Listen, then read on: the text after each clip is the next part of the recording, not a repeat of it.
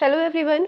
समीक्षा अधिकारी और सहायक समीक्षा अधिकारी में 2021 में जितने भी भौतिक विज्ञान से प्रश्न पूछे गए हैं 2021 में, इसके अलावा इससे पहले 2017 में जो पूछे गए थे फिजिक्स क्वेश्चन, उन क्वेश्चंस को हम लोग कवर करेंगे। जनरल साइंस से 2017 में 16 और 2021 में 9 प्रश्न पूछे गए थे। तो उन 9 प्रश्न और उन 16 में से भौतिक विज्ञान से कौन कौन से प्रश्न पूछे गए थे उन्हें हम इसमें कवर करने वाले हैं। इसके साथ ही साथ 2017 के भी प्रश्न आपको मिलेंगे। कुछ क्वेश्चन इसमें 2016 का भी रखा गया है ताकि आपको आने वाले एग्जामिनेशन में उपयोगी हो, क्योंकि जनरल साइंस के क्वेश्चन बहुत ज़्यादा सिमिलर हो जाते हैं। तो ये कुछ इंपॉर्टेंट क्वेश्चन थे। साथ ही साथ एक्सप्लेनेशन बताई भी जाएगी और साथ ही पीडीएफ में आपको एक्सप्लेनेशन भी प्रोवाइड किया जाएगा।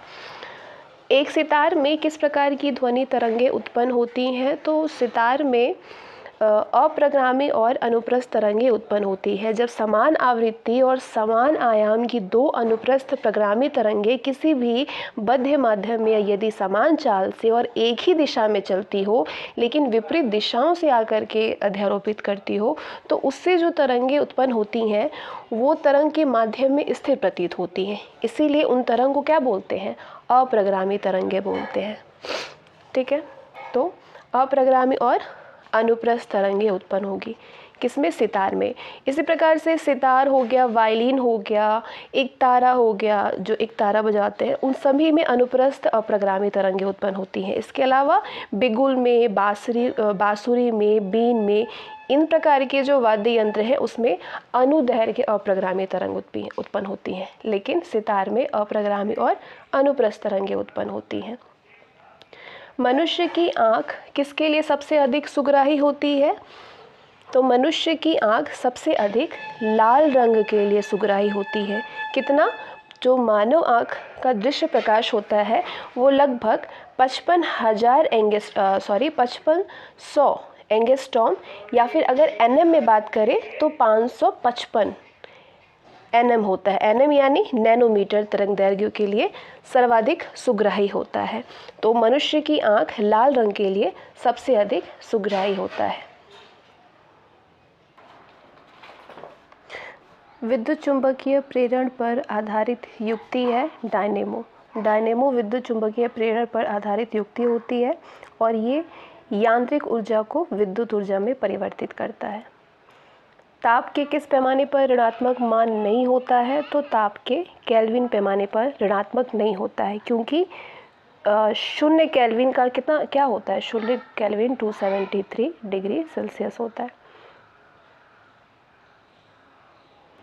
और 0 केल्विन के नीचे हम केल्विन पैमाने में मापन नहीं कर सकते हैं।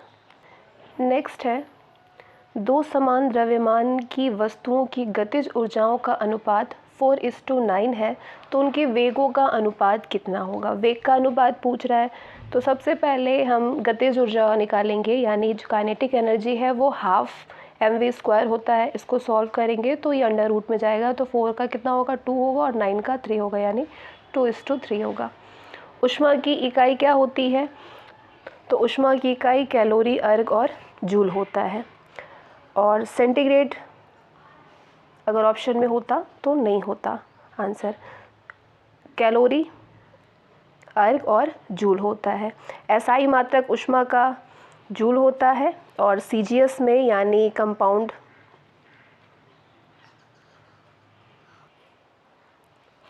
सेंटीमीटर ग्राम सेकेंड में मात्रक जो है वो अर्ग होता है और वहीं कैलोरी भी ऊष्मा का एक मात्रक होता है। तो कैलोरी, अर्ग और जूल होता है। इसके अलावा जूल जो है वो कार्य का भी मात्रक होता है और साथ ही ऊर्जा का भी मात्रक होता है। नेक्स्ट है, लौह धातु के क्षयकरण में क्या आवश्यक है? तो लौह धातु के क्षयकरण में ऑक्सीजन और नमी। धातुओं की उनकी सतह पर ऑक्सीजन यानी वायु और आर्द्रता यानी नमी, ये प्रभाव के द्वारा उसका क्या हो जाता है? क्षरण यानी करोजन हो जाता है। जैसे कि लोहे में जंग लगना ऑक्सीजन और नमी से हो जाता है। तांबा की सतह पर हरे रंग की जो परत चढ़ जाती है, या चांदी का कोई भी जो धातु होता है उसका काला हो जाना, लोहे, ये सारी चीज़ें जो हैं वो ऑक्सीजन और नमी से होता है। और यदि आपसे पूछे कि लोहे में जंग लगना कौन सा परिवर्तन है, तो वो रासायनिक परिवर्तन में आता है। नेक्स्ट है, सफ़ेद प्रकाश में उपस्थित रंगों में कौन सा रंग शीशा के प्रिज्म के द्वारा सबसे कम विचलित होता है। यदि सबसे कम पूछे तो लाल रंग है और सबसे अधिक विचलित पूछे तो वो बैंगनी रंग होता। नेक्स्ट, ट्रांजिस्टर का एक महत्वपूर्ण भाग क्या है। ट्रांजिस्टर का एक महत्वपूर्ण भाग है जर्मेनियम। जर्मेनियम जो है ये एक अर्धचालक उपधातु होता है जिसका कि शुद्धिकरण करके कॉपर ऑक्साइड, जिंक ऑक्साइड और आयरन ऑक्साइड के साथ मिला करके जर्मेनियम सेमीकंडक्टर या अर्धचालक बनाया जाता है। इसके साथ ही जर्मेनियम का इस्तेमाल जो है ट्रांजिस्टर और अन्य तरह के इलेक्ट्रॉनिक सिस्टम में भी किया जाता है, तो ये एक महत्वपूर्ण भाग होता है। नेक्स्ट है, कथनों पर विचार करिए। दो कथन है कि हल्के रंग के कपड़ों की गर्मी में वरीयता दी जाती है। हरे रंग के कपड़ों को हल्के रंगीन कपड़ों को गर्मी में वरीयता दी जाती है और इसका कारण दे रहा है कि हल्के रंग को ऊष्मा अवशोषित करते हैं। तो हाँ बिल्कुल, हल्के रंग के कपड़ों पर पड़ने वाले जो सूर्य का प्रकाश होता है उसका अधिकतर भाग परिवर्तित हो जाता है जिससे कि गर्मी का प्रभाव कम हो जाता है। और यदि गहरे रंग के कपड़े पहनते हैं तो उसमें सूर्य का प्रकाश जो है उसके अधिकतर भागों को अवशोषित कर लेता है जिसके कारण हमें ज़्यादा गर्मी की अनुभव होता है। तो इसलिए गर्मी के दिनों में परेशानी होती है। तो हल्के रंग के कपड़े जो है सही होता है, उसमें शरीर को शीतलता का अनुभव कराते हैं। तो ये दोनों ही सही है। नेक्स्ट है, हवाई जहाज़ के टायरों को चौड़ा करने में कौन सी गैस प्रयुक्त होता है। हवाई जहाज़ के टायरों में नाइट्रोजन गैस भरी जाती है। क्यों भरी जाती है? क्योंकि नाइट्रोजन गैस जो है वो बाकी गैसों की तुलना में सूखी और हल्की भी होती है और साथ ही नाइट्रोजन गैस पर तापमान का अधिक प्रभाव नहीं पड़ता है।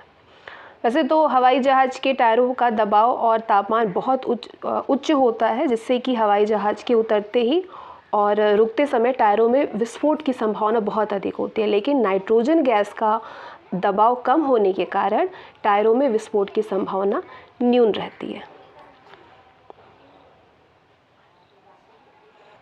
आकाश नीला क्यों दिखाई देता है? क्योंकि नीले प्रकाश का प्रकीर्णन सबसे अधिक होता है।